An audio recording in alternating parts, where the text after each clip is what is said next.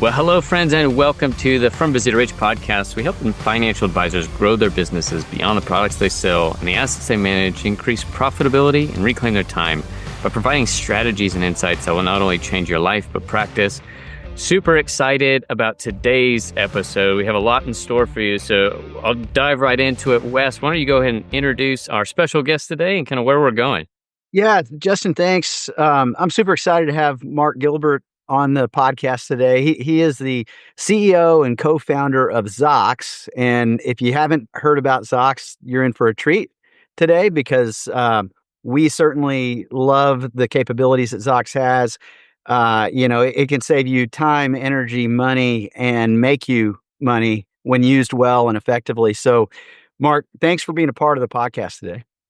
Yeah, I really appreciate the opportunity. Thanks for your time and your listeners' time. Absolutely. Absolutely. So, Mark, I thought a good place to start, if you could just talk about like what it is you do now, day in the life of you, kind of what Zocks is, how it emerged, and maybe even tie in a little bit of where you came from to get there. Yeah, so I'll try to do this succinctly. So my name's Mark. I'm the co-founder and the CEO of Zocks. We are, for those who don't know, I would say an AI startup focused on financial services. And we've been running for about 3 years ago. We started the company. So it's been going really well. And our goal really is to help advisors work with their clients and basically capture all the data that they want and need so that they can understand their clients, focus purely on their clients, and then use all that information to help them, frankly, serve them better. So like some very simple, quick examples are, helping people prepare for meetings. We can hook into CRM systems, previous conversations, emails, all these things, and tell an advisor, kind of remind them about a client, answer any questions they have about the client. Coming out of the meetings, we do a lot of the note-taking, so essentially the normal notes that they would put in, but also build up profiles on the clients and capture things like, the key life events that are going on for them and like the family, all of these things that matter a lot, I think, as your listeners definitely would know. And then even now, we do things like filling out forms for advisors as well. So you can basically take this data and start to fill out forms. So if you have intake forms, let's say term life for applications, any of these things, we can essentially start to auto fill out. The goal ultimately is really to help save time, allow people to focus on their clients. And we find that pretty clearly they're able to convert, frankly, more business and also retain and grow that business, mostly because they're getting back to their clients more quickly and everything's a little bit more personalized. So that's what we do today. As I mentioned, we've been doing this for about 3 years. My background is in software, but I've worked in kind of fintech and financial services before. So I spent quite a lot of time at Microsoft building a lot of their enterprise platforms. So a lot of the Windows Server things, the developer tools, all the way up through to Microsoft Azure. After that, I was actually at a company which New York Life, if any of your listeners are New York Life people know as well, called Hearsay Social, like Hearsay Systems. So I built out the product team there and then became the CTO. And then after that, I left there, I believe around 2017, 2018 to go to a company called Twilio, which most people, I don't think will know in this field. It's actually quite a large company that does all the underlying communications for a huge amount of the SaaS providers. So if you ever talk to an Uber driver, that's actually Twilio under the hood. If you ever get a text message from Airbnb or WhatsApp, that's Twilio, all those types of things. And so we started Zocks 3 years ago as we saw the AI capabilities take up. At Twilio, I was working with a lot of different enterprises, and what they wanted to do was get really context and information from the conversations that were going on. And, with the new technologies, we're now able to do that. So we've done that in a way that, hopefully is very helpful for advisors, but also has the security and, privacy and controls in place that are needed for financial services. I love that, Mark. And one of the reasons I really like talking to you is because of one of the kind of core values of our team organizationally is we always call it normalize the new. We teach a whole class called Transform. And the reason, the kind of premise behind that is, well, different isn't always better. Better is always different. And as you think about, everybody has a normal, they have a current way they've gone about making progress in their practice, in their lives, kind of habit patterns. We could go, Mark, and follow somebody around and audit the way they do life. and that's their normal. And they can do that off muscle memory. They can kind of just cruise through on it. And it's created the current level of success or lack of, depending on where they're at. And then we can all have a new, and a new is simply a transformed way of doing work, doing life. And I believe with all of my heart that our greatest opportunity to recognize our future possibilities is not about necessarily completely abandoning your normal, but it's also not about rejecting new. It's about keeping tension between the two.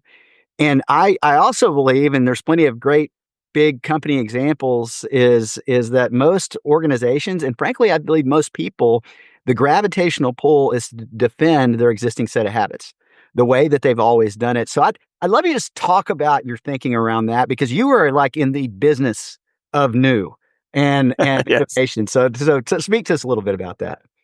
Yeah, so like I completely agree with what you're saying. One of the interesting things for us, when we go and work with clients is almost everyone will tell you, like virtual everyone will tell you, hey, if we can remove this work from your workload, right? Like taking notes, like having to worry and kind of interrupt the client conversations as you're doing things, having to dig for potentially like, half an hour to multiple hours before meeting with clients, understand them.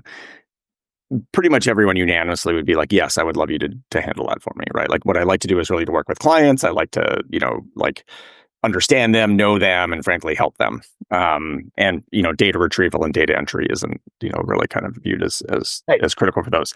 Yet when you actually go to work with them on it, like you see all of these patterns, and some of them are very, like we've designed our systems to be very flexible in the sense of working with different, what we call playbooks or kind of, like habits that people have, right? So we saw everything when we started from like, hey, this system is great, but I need it in bullet points. You're like, great, now it's in bullet points. Oh, okay, this is great, but now, I read it in second person, not third person. Like literally these things would come up.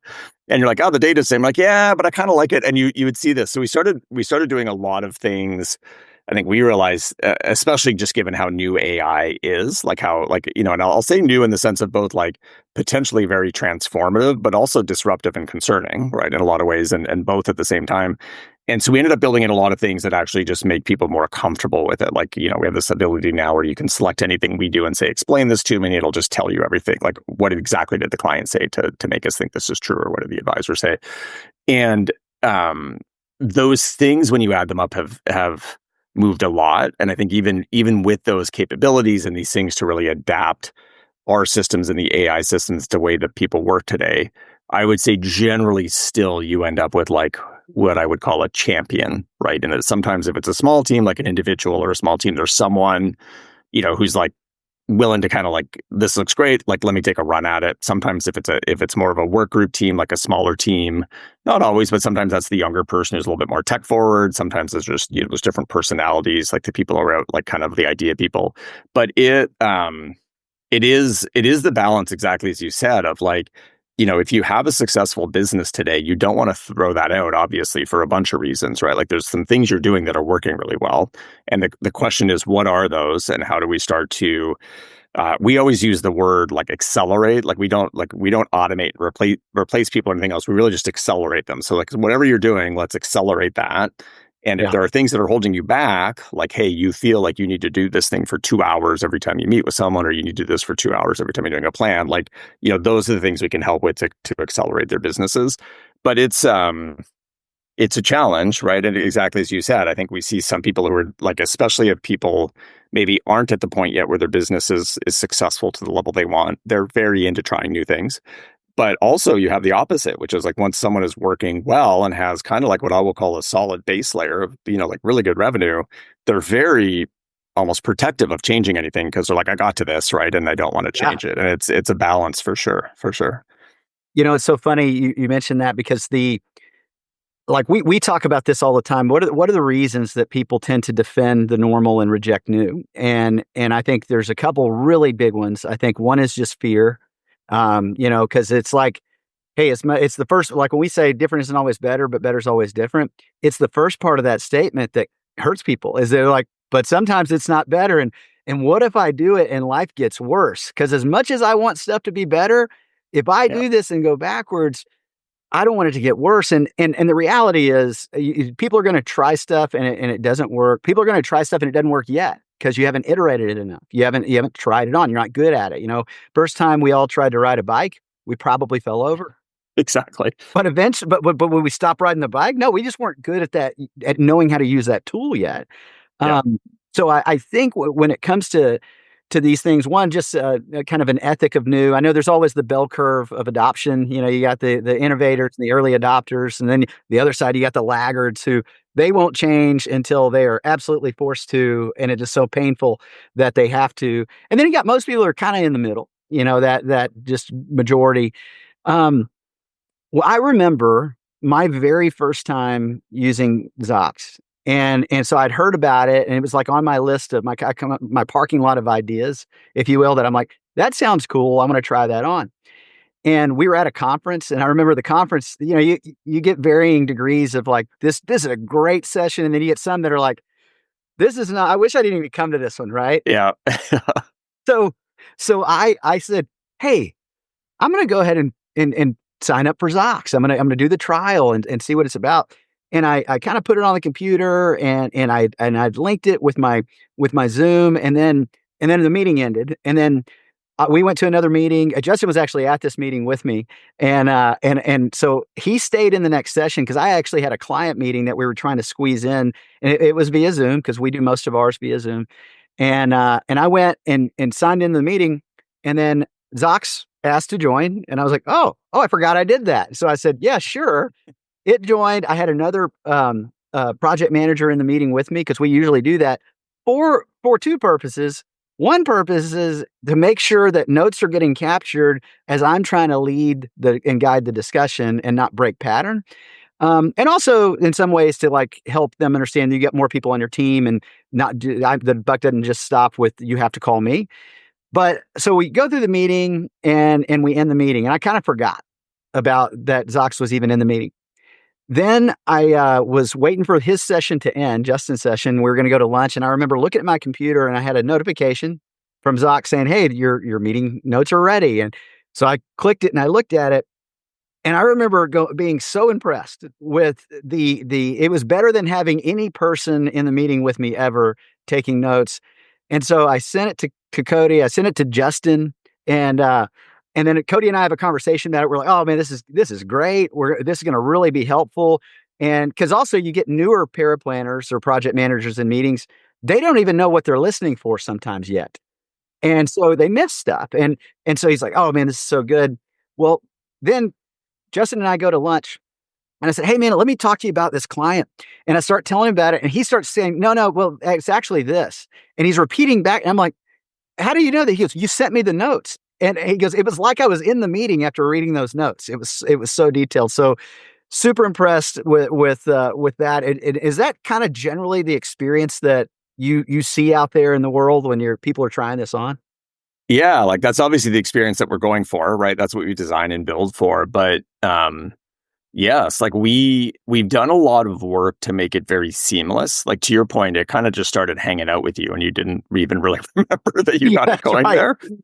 And then, like there's a huge unlock, like for an individual, like if you just imagine being on your own, right? Like there's a huge unlock because you're like, hey, I was in the meeting, I remember stuff, but this will help me.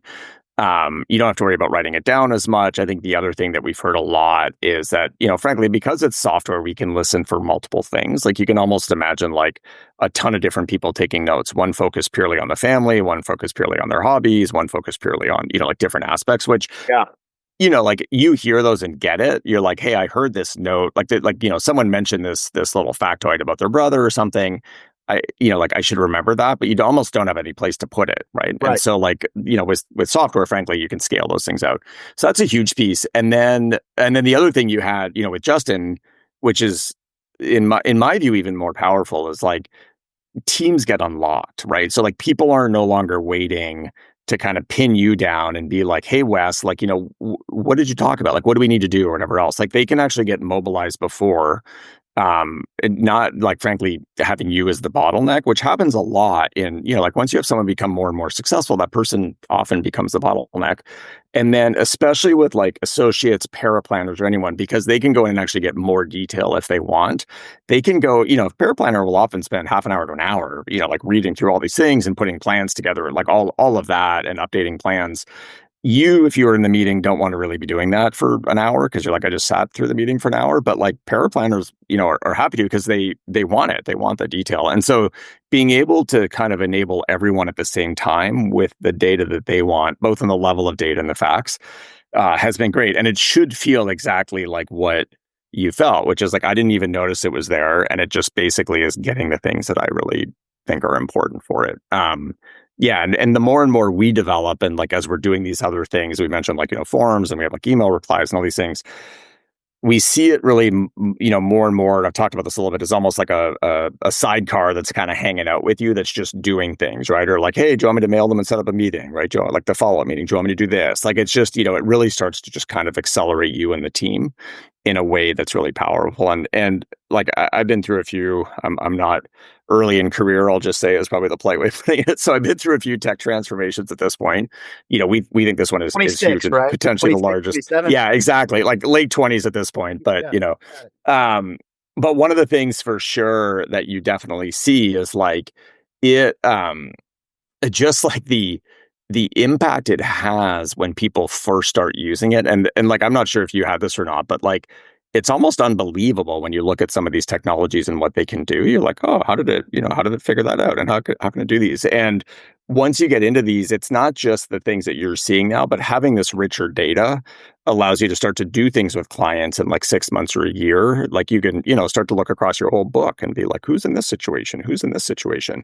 And it's really hard to do that today, right, without these things. And so I think like as you see these transformations, you see kind of like the first phase is all about helping, kind of replacing what's going on and automating. And then you'll start to see new scenarios, just as like the iPhone came out and everyone's like, hey, I can browse the web on my phone. This is pretty cool. And then, like 3 years later, you're booking Ubers and all these things that you just couldn't even do before, right? Like those scenarios didn't even make sense. Yeah. So we're super excited about it. Yeah, no, I think that's great. And one of the points you made that we've seen in our practice is with some of the like newer paraplanner, let's say that's not been in a lot of meetings yet, doesn't quite know what to even listen for yet. They've got kind of a template we give them. They get to watch some training stuff, but till you're in it, it's just tough without reps to get it.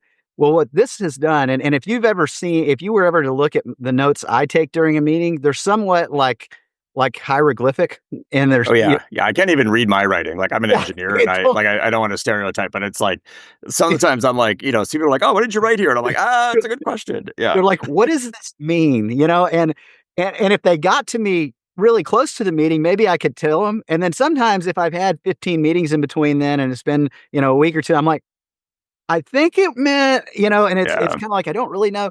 Well, what was funny is one of our paraplanners made the comment after comparing Zocks to mine. He goes, I can understand what this means now. He said, it's like a translator for your symbols and your things that you're putting out here. It was fantastic. So as you guys are continuing to add a ton of new capability kind of on the edge of this stuff, and people are wanting to like try Zocks. What's your recommendation? Like, what's the steps to go take? It's pretty easy. So we've done a lot of work to make it, frankly, just super easy to get going. So we have kind of two options that are, pretty similar. One is you can go on our website, which is zocks.io, or actually we just got zocks.com. So that's exciting as well. And they'll both go to the same spot. It's a sign as you're a startup that you're starting to, climb the ladder. Right. And you can just click and sign up for a free trial there and get going right away, which I think, Wes, that's probably what you did, like in the session directly. And then the second way is on there, you can book a session. So we have kind of group sessions, like office hour webinar type ones, or one-on-ones. And we'll walk you through the product and help you get set up there as well. Both of those are the same. You end up in the same environment with the same stuff. And you can literally just like with a few clicks, get it hooked up to your calendar and start using it. And then what we typically do about, I'll say 2 weeks in, like once you've done, 5 to 8 meetings, is we love to do a check-in with you. And so the same people, if you self-served, that's great. And you can go book one, and one of our people will help you out. And if you kind of did the demo and everything else, that same person probably has more contacts, so they'll book that with you. But what that does is it really helps you kind of tailor it a bit. So what we really ask in that session is like, hey, you've been using it, like any problems and any configuration we need to help with there. But more importantly, like, what are you putting into your notes now? And do we need to change any of this, right? So some people, I think what we found just want different information, right? Some people are like, I want all the personal data. That's really what's important to me. Some people are like, I want all the financial data. And you can even have two people in the same team that want different data, right? And so they will get different results. And so those things are really easy to configure. We'll configure them with you, show you how to do it in case you want to kind of keep tweaking them or anything else, and that get going. But it really is just as easy as going and clicking and signing up. And for people who are not, don't like, I'll say, just don't want to sign up for the stuff on their own and kind of start playing with it, or maybe you just have questions about like AI and privacy and things like that, which we're more than happy to answer. I would really recommend just booking a demo and doing kind of a one-on-one with that and doing it. And both of those end up in the same spot. No, I love that. And on that note, a lot of times there's new technologies that are cool, and you trial them, you put them out there, and maybe even there's some support like as you're getting going. What I would, just to compliments to your team, shout out to Cade, my friend Cade over there. Oh yeah, you've been working with Cade. Yeah, Yeah, that's awesome. I have. He's been wonderful. Is that it doesn't end after the subscription starts. And so we've had, hey, can we check in? Here's what we're experiencing. Or just, hey, I'm trying to figure out how to make it, style it a little bit like this. Here's our template for this meeting and kind of our pattern, and help to customize that to where for each type of meeting, both through onboarding and then our regular mid-years, year-end, specialty, we've got templates now where, the general meeting template's great, but for those meetings, we can go in there after the fact if we want and say, hey, this was great, General. Go ahead and switch it over to our meeting one template. Go ahead and switch it over to our mid-year template, and it recasts that data in a way that is in that kind of vibe, if you will. So it's been a wonderful experience on our side as we've worked with you guys. Yeah, no, that's been really great to hear. Cade was actually our first ever, you may laugh at this, it was a little over a year ago now, first ever salesperson. And the first day, next time you're chatting with him, you can tell him this. He was going to start a week later, and we actually started him a week early and just sent him to a conference with us. So we met him like his first day of work. We had him at the conference booth. It was our first conference ever going. Nice. But he's been great. And to your point, like it's very powerful. So we just, we kind of want to help. And we see people go through this progression where they typically will start with, one meeting or two types of meetings that are like maybe their busiest, or like they just have the biggest backlog on, and then they'll start to add and say, hey, when we're dealing with prospects and potentially new clients or onboarding, like, can we get something set up for that? Or if we do maybe a specific meeting around plan updates or tax or something like that, right? Like, can we get a template set up for that? And I think this, but I'll kind of echo it for the audience. It is very, very powerful to be able to go into anyone on your team's meetings and look at the notes for it and know that there's going to be a certain amount of data there, right? Like, you're no longer like, oh, great, this is a Justin meeting, he takes awesome notes. Oh, this is the West one, crap. Yeah. But and trust me, on our side, I know, because we do this when we interview a lot of engineers. Like, oh, this is a Mark Mark note. Yeah, no, it would be me. It would be me that speaks more on the notes for sure. But it's super powerful, as to just know, and then you can start depending on it, right? You're just like, I know that they met with this client 3 weeks ago, and I know that there's going to be a certain specific set of data there, and then change them around. And what we're doing, and this takes a little bit, because I think it is as we were talking about earlier, the comfort of change, of like, what do I want to change and what do I not? But like, you can kind of iterate and get it to the point where like pretty much all of your meetings are like 80-90% are coming out, and you're doing, barely any tweaks. And we measure this ourselves kind of in the back end of how many people are like editing results or removing or adding things to it. And, as you'd expect, that number is just continuing to shrink as a percentage, because both because people are tuning their stuff, and frankly, the AI systems are getting better as well, right? If I look at what we do now versus 12 months ago, it's visibly different. Yeah, and I definitely want to mention this because listening, we got a wide variety of advisors listening to this that are in various seasons of their career and varying levels of how they like to do their work, or in some cases, holding on to old ways of doing it. And so we have a funny thing. So anytime we're in our meetings, we are predominantly a remote office. So we have clients all over the country. We have advisors all over the country, and we've been that way since way before COVID. So like 13 years now. And what was always funny for us, and still is, and I make fun of advisors when they tell me this, is they're like, well, Wes, I like my meetings to be in person. I said, oh, me too. all of mine are in person. They just happen to be remote. And they're like, no, you do virtual meetings. I go, no, they're real meetings. They're actual meetings happening. No, it's not fake. They're not It's fake not meetings. fake. It's this is a real meeting. But for those, and I get it, there's people that have an office, they want people to come to it, Yeah. or they're doing, and even us, we still do a handful every now and then of on location meetings versus remote, and in those, Zocks is great too, because if you're listening to this and you're thinking, well, this doesn't apply to me because I don't do remote meetings. Listen, on your phone, I've got Zocks, and before I start that meeting, I just click the button, and it happens. If you call someone, I can tie in Zocks. It's a real easy thing to do, and takes all my notes for me. So those of you who are still pushing back on me, I'm always open for debate on the remote side. This works great on location meetings as well. So don't think it's excluded to just that. I'll tell you a quick funny story too that I actually just got this from an advisor in a firm a few weeks ago. But so they only do in-person meetings, like for real in-person meetings that they would say. And they had just joined this RIA that we worked with, and they asked them, like, what's the one thing we could really do for you to help out, right? Just for the clients. And the advisor was like, what I want is my clients' coffee and tea orders waiting for them in the conference room when they come in. That's all I care about. If I do that, like if our clients walk in and they see that, like, from last time we remembered their orders and they're sitting there. And so we actually went into the pre-meeting prep, or they did, and they just edited it. So like the start of the meeting, their admins would look at it and they'd be like, here's the client. This one has a caramel latte. This one has a chai tea.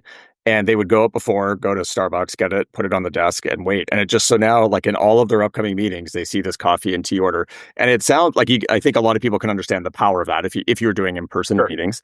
But it just gives you an idea of like some of the little tweaks and things that are like, there's just so much information that are really helpful for people, right? So like if it's like, what was the big event coming up after we met last, right? Like, do I ask them about this? And we had another story from an advisor just on like, he was using us, and it was, basically like this family had been planning for a while for their daughter's wedding, and the daughter's wedding had happened kind of, after the last meeting before the next one. And they were like, if we hadn't remembered to ask how it went, like that would have just seemed like we were, completely out of touch with them. And so there's just all of these things. And to your point, like whether it's in person or not, like you can use the technologies to help in almost any situation you have. Obviously on Zoom, it's very easy and things like that, but it is, I would say the majority of our clients are doing in-person meetings at least 30 to 40% of their time. Like it's quite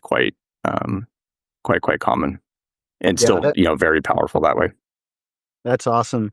As we wrap up here today, Mark, any things that you would add that we haven't talked about yet that, hey, if I'm an advisor and ultimately it's kind of all the same in the sense that everybody wants their life to be better.